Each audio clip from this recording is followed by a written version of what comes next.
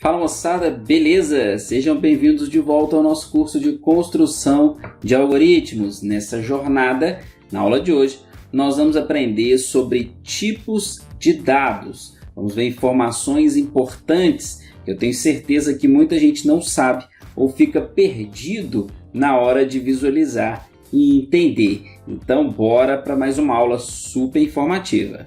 Muito bem, pessoal, vamos lá de volta aqui. Eu já estou com o Replit aberto aqui porque tem uns detalhes aqui que eu gostaria de mostrar para vocês. A diferença, por exemplo, do algoritmo construído em C++, que está do lado de cá, e C, que está do lado de cá. Bom, qual que é a importância dessa aula, desse conteúdo? Vamos aprender que cada tipo de dado que a gente cria dentro do nosso programa, isso influencia no quão memória eu vou utilizar do meu computador, por exemplo. Tá? Cada variável que a gente cria, uma vez que as variáveis são armazenadas na memória RAM, tem algumas outras informações importantes que nós vamos aprender mais para frente, quando a gente estiver discutindo memória dinâmica e essas coisas. Mas por enquanto vamos tratar tudo como memória RAM, tá? Quando eu crio uma variável, ela é armazenada na memória RAM. Então ela ocupa um espaço na memória daquele dispositivo. Talvez hoje, trabalhando com C++ e alguns outros programas, algumas outras linguagens, a gente não tenha tanto problema de memória, uma vez que os computadores hoje têm uma quantidade relativamente alta de memória RAM. Mas isso passa a ser um problema quando a gente estiver trabalhando com um dispositivo embarcado que tem uma memória RAM relativamente limitada. Se eu estiver trabalhando com Raspberry, Arduino, né? Ou outros dispositivos embarcados, processadores, dispositivos até mais fracos, menos potentes, eu vou ter que me preocupar muito com a memória RAM, por exemplo. Se eu estiver trabalhando com alguns dispositivos mobile também, eu tenho que me preocupar muito com a memória RAM. Beleza? Então vamos lá. Além de nós somos programadores e precisamos entender o que a gente está fazendo. Não simplesmente sair criando memória sem saber o que está acontecendo, o que efetivamente a gente está fazendo. Então essa é a importância desse conteúdo para quem quer se tornar um programador. Bom, quando a gente fala em tipos de dados, é muito importante a gente declarar o tipo de dado que a gente estiver criando. Ah, professor, mas eu trabalho com JavaScript e eu não preciso informar o tipo de dado. Tá, ok. Alguém faz isso para você. Internamente isso é feito, tá? Até mesmo porque o motor que está ali por trás do C++, do JavaScript é o C++. Ah, eu trabalho com Python e tem algumas definições dinâmicas. Ok, alguém faz isso para você. Tudo que a gente deixa de fazer, como Python, por exemplo, tem uma série de abreviações, uma série de coisas que a gente não precisa colocar. Alguém faz isso pela gente. O C++ faz isso para você que está rodando ali atrás do Python. Não é que o seu programa não tenha isso, o seu programa tem isso, só que alguém fez isso para você. Beleza?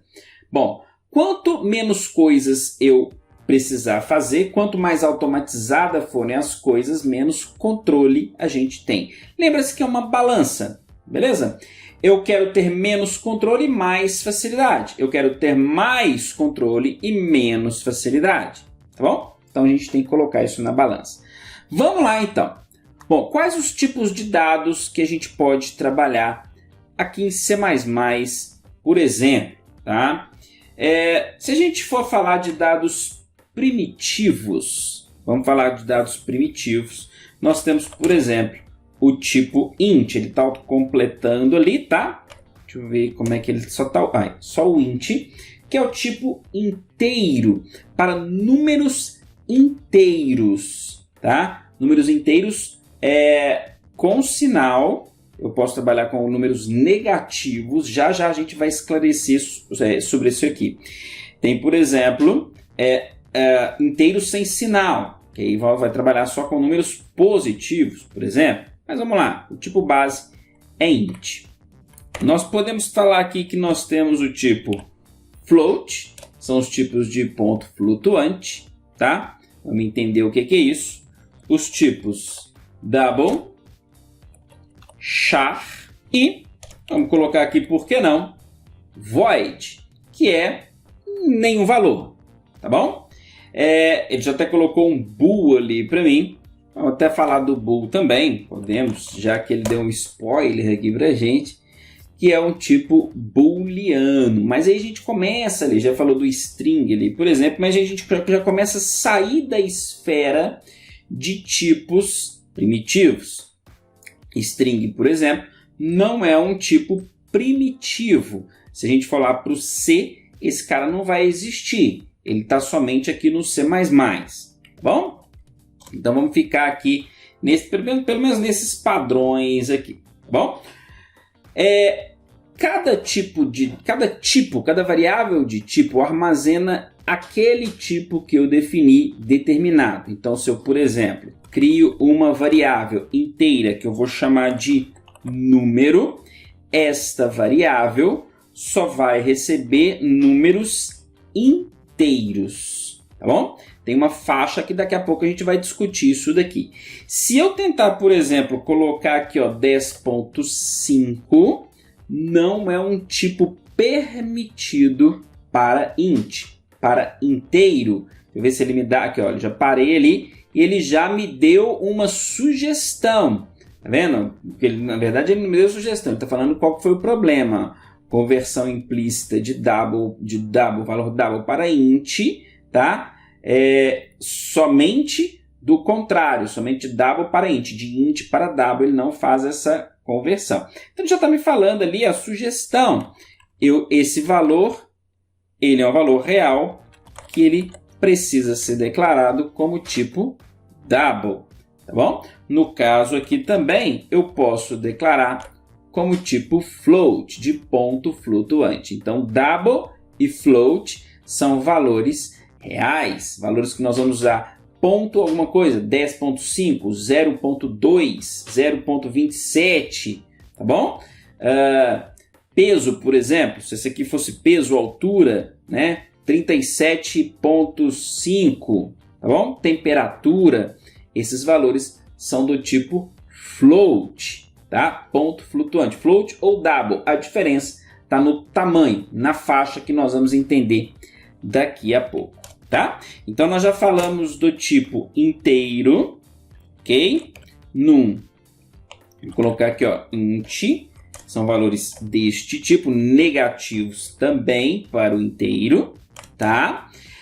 Esse aqui é o tipo float, e notem também que nós temos aqui o tipo double, a gente vai entender já já a diferença de um para o outro, tá bom?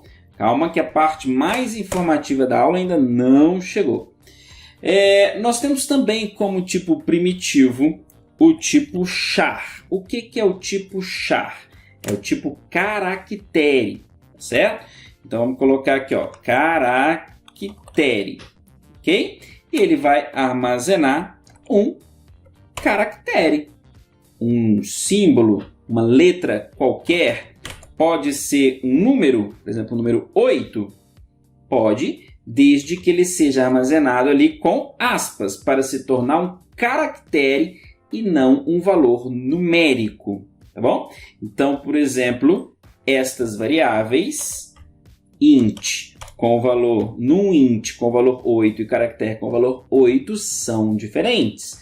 Esse 8 é um valor inteiro, numérico, esse 8 é um caractere, é um texto, tá bom? Só que char armazena somente um caractere. A gente vai ver isso quando a gente falar de tamanho, tá? Eu não consigo armazenar de forma direta um texto dentro de caractere. Por quê? Caractere é somente um byte. E aí entra numa parte importante da aula de hoje para a gente começar a entender esses desafios. Como a gente está trabalhando com C++, só para não ficar no vácuo, existe um tipo aqui que é o string. Aí sim eu consigo armazenar mais de um caractere. Mas lembre-se, string não é um tipo primitivo, é um tipo de C++, seria é uma daquelas inclusões que vieram no C++. O que é o string? Nada mais é do que um conjunto de char.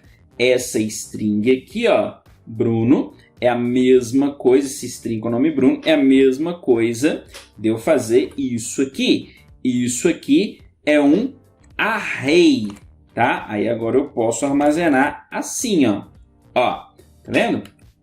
Agora eu consigo, ou vocês vão ver que eu consigo também armazenar caractere por caractere, tá certo? Mas string, array, vetor, essas coisas, é um conteúdo que nós vamos aprender mais para frente, tá certo? Por isso que eu não vou me preocupar com isso aqui agora não, e sim somente com o tipo caractere, tá bom? Beleza. Agora vamos ao ponto importante da aula de hoje, tá? Simplesmente não só discutir os tipos, mas o que são, o que influencia, o que diferencia um tipo de outro. Bom, vamos lá.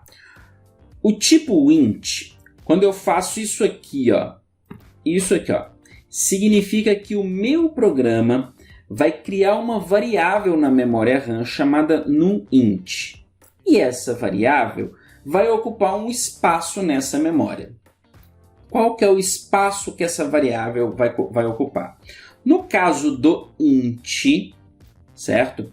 Ela é uma variável de tamanho 4 bytes. Ela vai ocupar na memória RAM 4 bytes. Se eu tiver, por exemplo, aqui, ó, vamos chamar de num2 e num3, eu tenho 3 variáveis, cada uma é um int de 4 bytes.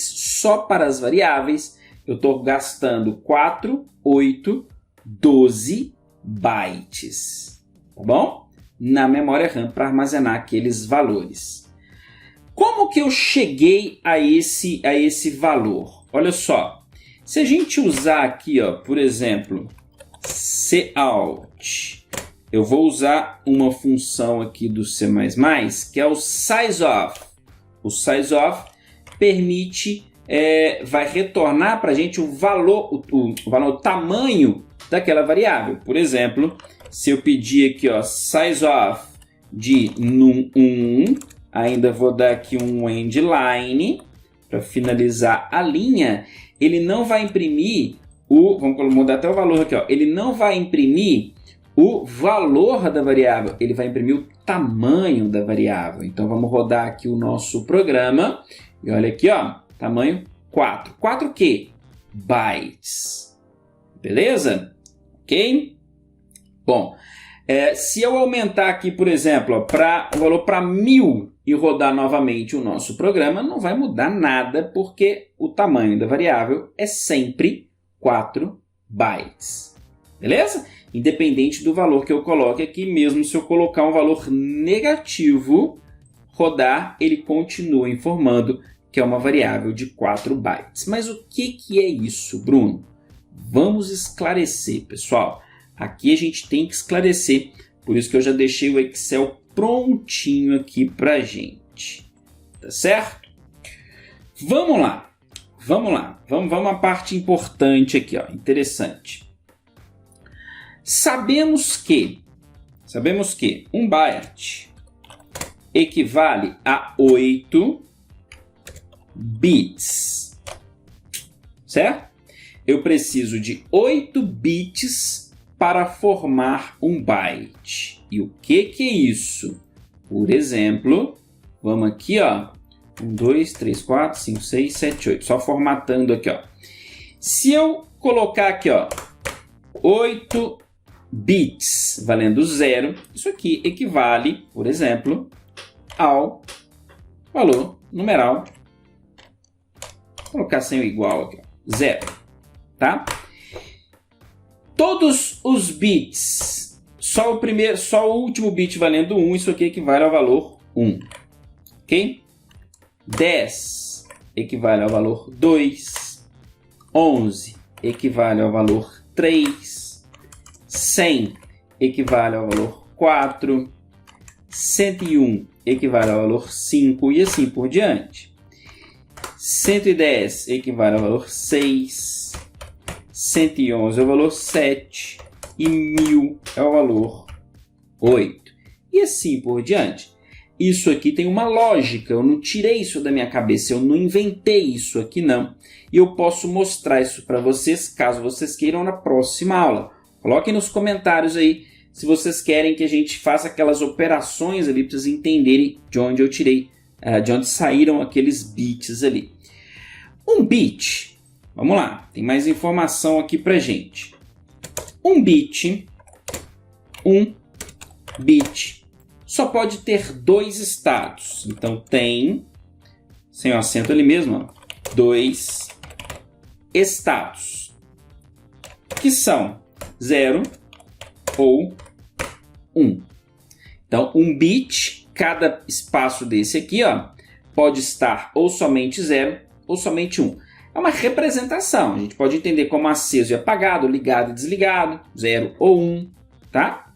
Tá bom? Ok, e nessa sequência aqui, então, de 8 bits, com 8 bits, eu consigo criar quantas combinações daquelas ali? Não precisa fazer uma por uma, não. É só a gente usar a matemática. Já que são 2 estados cada bit e um byte tem 8 bits, é uma junção de 8 bits. 8 bits, 2 estados, 8 bits, é 2 elevado a 8. Ou seja, com 1 byte eu consigo 256 combinações diferentes. Isso significa que vamos lá, redar isso aqui para baixo, com 1 byte, consigo representar 256 caracteres. Números, letras, símbolos, enfim. Certo? Com 1 byte. O nosso sistema, o nosso inteiro, olha aqui, ó, vamos voltar aqui agora no Replit. O nosso inteiro é sabido que o int são 4 bytes. Show? Daqui a pouco vocês vão ver o fechamento disso tudo, hein? Não sai não. 4 bytes. O que significa que são cada byte 256, cada byte 4 bytes, 256 elevado a 4. O que me diz que eu posso ter com 4 bytes, esse número aqui, ó.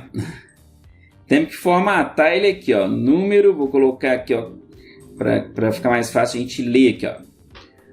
1000, milhão, bilhão. 4 bilhões, 294 milhões, 967.296 caracteres. Como a gente está falando de números, eu consigo ter essa quantidade de números que podem ser representados por um int de 4 bytes. Legal? Esse valor aqui é equivalente a 32 bits. Vocês vão ver tutoriais, livros, coisas que vão representar o int com 4 bytes ou o int com 32 bits. É a mesma coisa, tá? O que são 32 bits? Vamos lá. Se eu pegar... São 4 bytes, né? Cada byte são 8 bits, beleza? 8 mais 8 mais 8 mais 8. Aqui, ó. 1 byte mais 1 byte mais 1 byte mais 1 byte igual 32 bits. Legal? Tranquilo? É bem fácil isso aqui, né? Então, sabemos também que 4 bytes equivalem a 32 bits. Legal! Nossas informações já estão sendo construídas aqui. Bom, essa então é a quantidade de números que eu consigo representar nas minhas variáveis. Deixa eu voltar o código aqui, ó. Quantidade de valores que eu consigo, da faixa que eu consigo armazenar aqui. Porém, o int, ele trabalha com sinal, ele não é sem sinal. O int é com sinal, ou seja, valores positivos e negativos, tá bom? Voltando aqui no Excel, vamos desmistificar. A faixa que eu consigo trabalhar, então, esse número aqui, ó, vamos lá. Eu vou dividir ele, a metade para sem sinal, positivo, a metade para com sinal, negativo. Na verdade, os dois são com sinal, né? Só que o mais a gente não coloca e o menos a gente representa. Então, eu vou pegar este número e dividir por 2. Legal? Essa aqui é a quantidade. Vou multiplicar por menos 1 aqui, ó, só para aparecer ali o valor negativo. Tá? Aqui, ó, multiplicar por menos 1. Então, de menos aquele número lá, vamos colocar os pontinhos aqui para ficar mais fácil de ler, menos 2 bilhões, 147 milhões, 487 mil, 648, até qual? De novo, esse valor aqui, dividido por 2. Só que é de 0, bit, é índice, 0 a, no começo do 1. Então, 0 conta aqui, eu tenho que diminuir o 1 aqui, nessa conta aqui ainda. É isso tudo aqui, menos 1. Tá aqui, ó, a faixa de valores do int. Se eu pegar dessa faixa até essa, eu tenho 4 bilhões 294 milhões de números diferentes. Significa que eu consigo colocar deste valor até este valor no meu inteiro. E eu vou provar isso para vocês. Vamos ver? Olha só. Vamos lá. Vamos pegar aqui, ó, só para vocês não esquecerem. Ó, vamos pegar esse aqui para vocês não esquecerem o valor que a gente chegou. Certo? Vamos colocar aqui em comentário aqui, ó. Certo? Bom, veja bem, eu criei o no 1, é um int, tá? Se eu colocar aqui, ó, 2 bilhões, 2 mil milhões, bilhões, ele aceita lá, não deu problema nenhum, tá? Vamos compilar aqui, rodar o nosso programa, ele vai rodar normalmente, aqui vai falar 4, é o tamanho 4 bytes que eu estou usando o size off, tá certo? Agora, se eu colocar menos 2 bilhões, ele aceita? Também. Não vai dar erro nenhum, ó. Não deu erro nenhum, porque está dentro da faixa aceitável. Tá? Se eu colocar este valor aqui, que é o máximo que ele aceita, tem que tirar os pontinhos aqui, ó. Ele vai dar erro? Não. Ele não vai dar erro, ó lá. Ele vai aceitar e vai rodar o programa. Rodou o programa. Agora, olha só, chegamos a esses valores aqui da faixa que esse tipo alcança, né? Se eu colocar mais uma variação aqui, ó, 47 para 48, olha só o que ele vai falar. Já deu um alerta ali, ó. Já deu um alerta. Então, agora, ele já me alertou, já falou ali, ó. Ó, já deu erro, não rodou. Por quê? Porque que ele precisa fazer uma conversão para um long int, ok? Tá falando aqui, ó, conversão implícita de long para int, não tem como, aliás, não tem como eu converter de int para long. Aliás, de int para long tem. O contrário que não, de long para int, porque esse valor aqui agora se tornou long int, porque ele saiu da faixa do int. Lembra que o int é 4 bytes. Ele agora precisa ser um long int. Olha lá, long int não deu mais problema. Por que long int não deu mais problema? Vamos limpar aqui e rodar. Porque, vamos ver, ó, long int, o tamanho de long int é 8 bytes. Ah, tá vendo? O que eu achei que o Excel estava aberto aqui.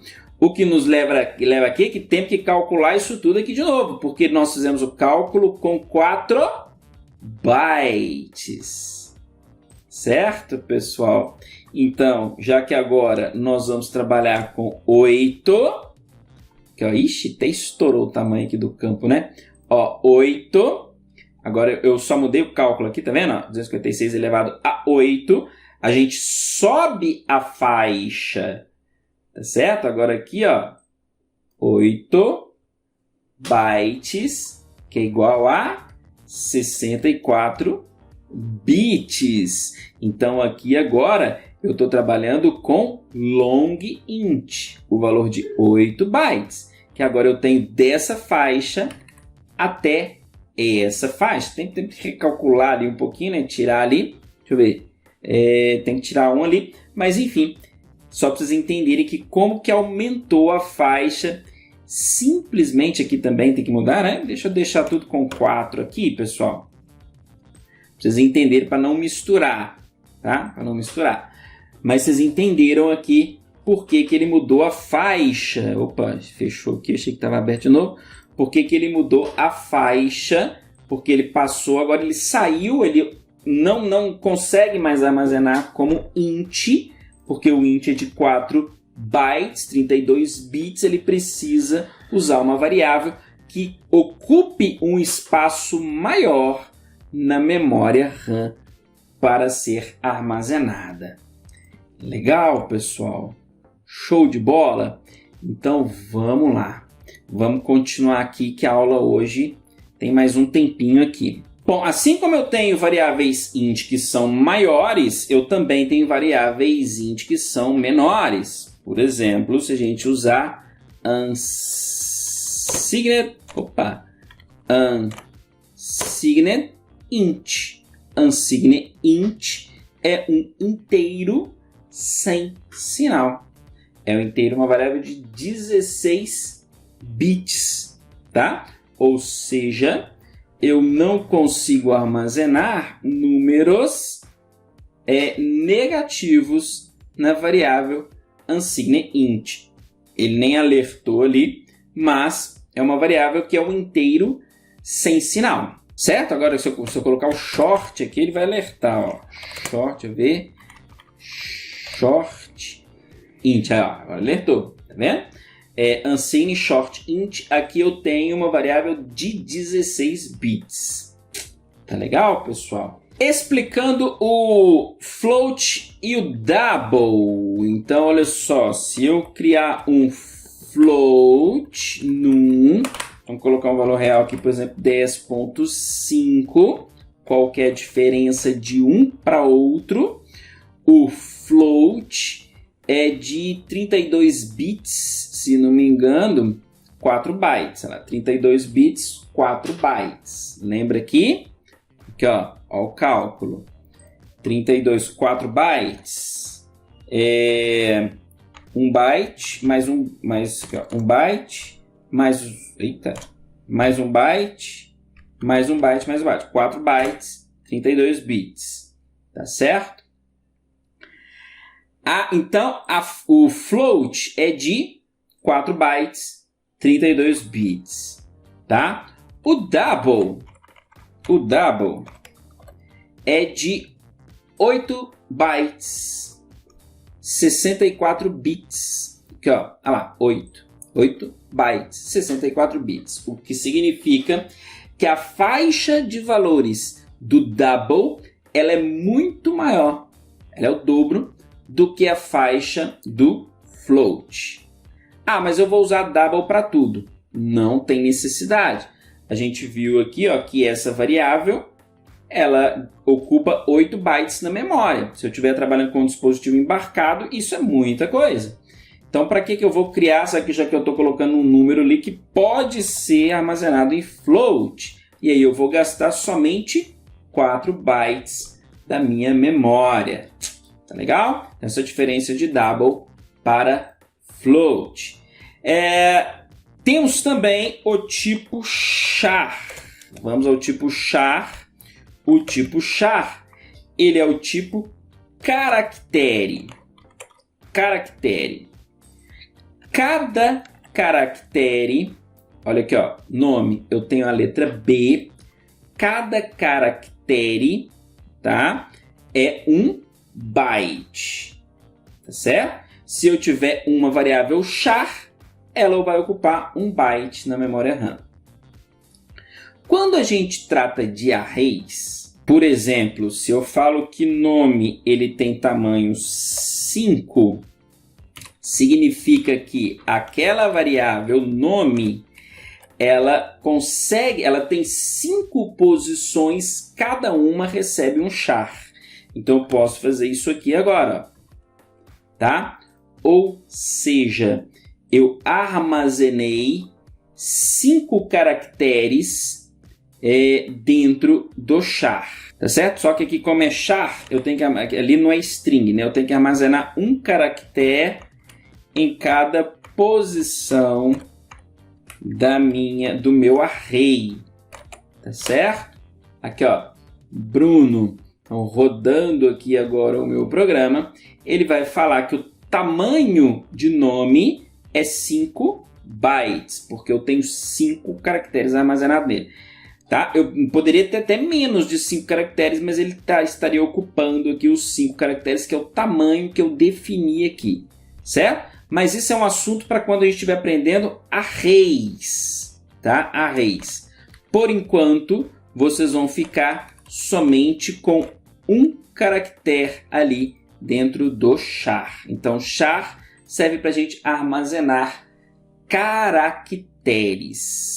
Legal? E tem o tamanho de 1 byte. Como nós estamos falando de C++, aqui foram os tipos primitivos, aí tem os tipos de objeto, por exemplo, string, tá? O string é um tipo dinâmico, um tipo texto, vamos colocar aqui o nome underline S de nome string, tá certo? E aí eu posso armazenar uma cadeia de caracteres, ou também o tipo bool, que é o tipo booleano, que é o verdadeiro ou falso. Nele eu vou armazenar sempre verdadeiro ou falso, tá certo? E colocando aqui, ó, size of da string, vamos ver aqui, ó, a string tem o meu nome, são 5 caracteres, certo? Deu até um erro aqui, mas isso aqui é um caso que nós vamos entender. Esses casos de string, de boolean, nós vamos entender mais adiante. Por enquanto, hoje vamos focar aqui nos tipos primitivos, tá bom? E aí eu vou colocar aí na tela, vai passando aí todas as variações e com suas respectivas faixas e tamanho em bits das variáveis int, do double, do char. Vocês entenderem aí que tem tamanhos e faixas diferentes para os tipos primitivos. Legal, pessoal? Então, aula grande, mas bastante informativa aí. Deixa eu abrir o Excel aqui, tá? Para lembrar vocês sobre o conteúdo que nós aprendemos sobre tipos de dados e os seus tamanhos. Se vocês querem entender mais sobre esse sistema, o sistema binário, hexadecimal, octal, quaternário, as suas conversões, coloquem aí nos comentários que a gente pode ter uma aula aqui no Construção de Algoritmos somente sobre essas questões. Beleza, pessoal? Então é isso aí. Espero na próxima aula. Um forte abraço e tchau, tchau.